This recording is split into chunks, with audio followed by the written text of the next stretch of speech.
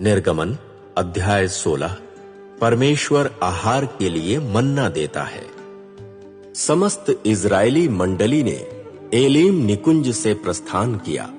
मिस्र देश से उनके निर्गमन के दूसरे महीने के 15वें दिन वे सीन नामक निर्जन प्रदेश में पहुंचे। यह निर्जन प्रदेश एलीम निकुंज और सीनै पर्वत के मध्य में है। समस्त इजरायली मंडली निर्जन प्रदेश में मूसा और हारून के विरुद्ध बकबक करने लगी।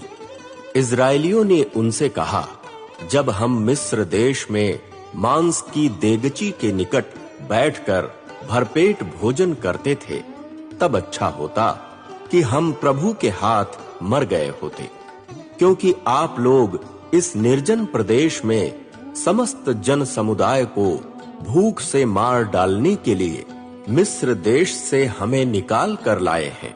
प्रभु ने मूसा से कहा, देख, मैं तुम्हारे लिए स्वर्ग से भोजन की वर्षा करूंगा।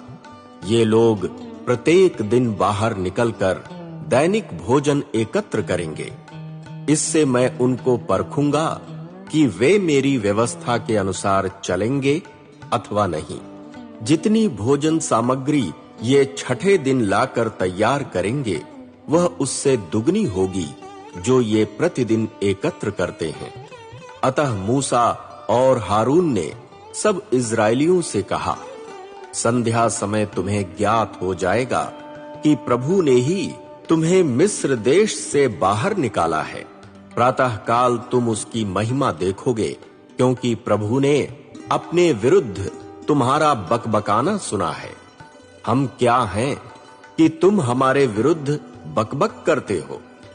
मूसा ने पुनः कहा, यह तब होगा जब प्रभु संध्या समय तुम्हें खाने के लिए मांस और प्रातःकाल भरपेट रोटी देगा, क्योंकि जो बकबक तुमने प्रभु के विरुद्ध की थी, उसने उसे सुना है। हम क्या हैं?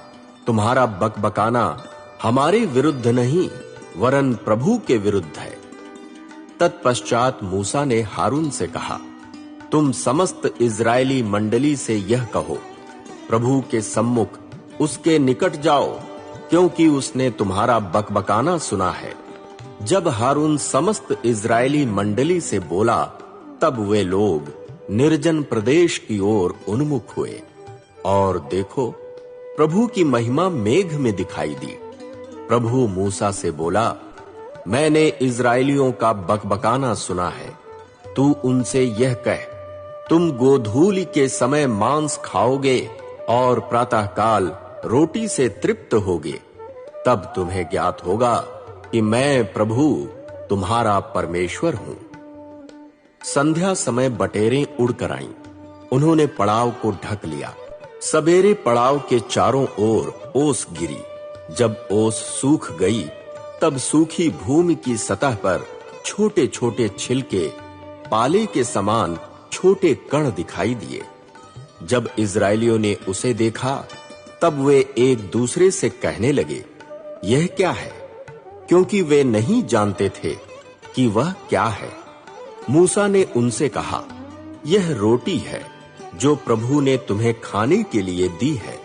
जो आज्ञा प्रभु ने दी, वह यह है, प्रत्येक व्यक्ति अपनी खुराक के अनुसार उसे एकत्र करेगा। प्रत्येक व्यक्ति अपने तंबू में रहने वाले मनुष्यों की गिनती के अनुसार व्यक्ति पीछे एक एक ओमेर लेगा। इजरायलियों ने ऐसा ही किया। किसी ने अधिक, किसी ने कम एकत्र किया। किंतु जब उन्होंने ओमेर पात्र से मापा, तब अधिक एकत्र करने वाले के पास अतिरिक्त न निकला, और न कम एकत्र करने वाले के पास आवश्यकता से कम। प्रत्येक व्यक्ति ने अपनी खुराक के अनुसार एकत्र किया था।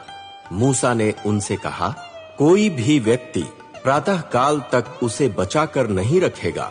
किंतु उन्होंने मूसा की बात नहीं सुनी।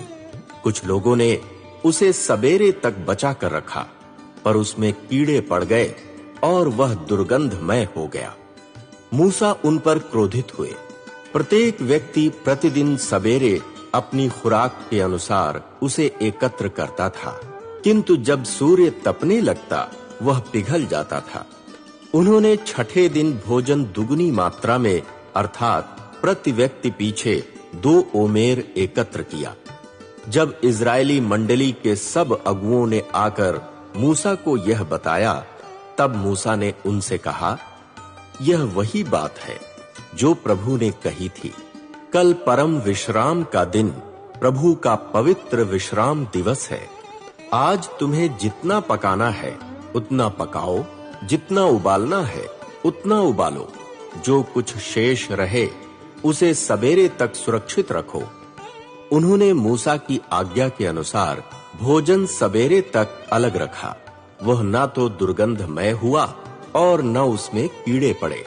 मूसा ने कहा, तुम इसे आज खाओ, आज प्रभु का विश्राम दिवस है, इसलिए यह आज तुम्हें मैदान में नहीं मिलेगा। तुम 6 दिन तक इसे एकत्र करना। 7वां दिन विश्राम दिवस है, उस दिन यह तुम्हें नहीं मिलेगा। कुछ व्यक्ति 7वें दिन उसे एकत्र करने के लिए बाहर गए, किंतु उन्हें कुछ नहीं मिला। प्रभु ने मूसा से कहा, तुम कब तक मेरी आज्ञाओं और नियमों का पालन नहीं करोगे? देखो, मैंने तुम्हें विश्राम दिवस प्रदान किया है, इसलिए मैं तुम्हें छठे दिन 2 दिन के लिए भोजन प्रदान करता हूं। अतः प्रत्येक व्यक्ति अपने स्थान पर रहे। 7वें दिन कोई भी व्यक्ति अपने निवास स्थान से बाहर न जाए। इस प्रकार इजरायलियों ने 7वें दिन विश्राम किया। इजराइल के वंशजों ने उस भोजन वस्तु का नाम मन्ना रखा। वह धनिये के बीज के समान सफेद था। उसका स्वाद शहद से बने पुओं के सदृश था। मूसा ने कहा, जो आज्ञा प्रभु ने दी है वह यह है, 1 ओमेर माप मन्ना तुम्हारी पीढ़ी से पीढ़ी तक सुरक्षित रखा जाए, जिससे वे उस भोजन को देखें जिसे मैंने तुम्हें निर्जन प्रदेश में खिलाया था, जब मैं तुम्हें मिस्र देश से निकाल कर लाया।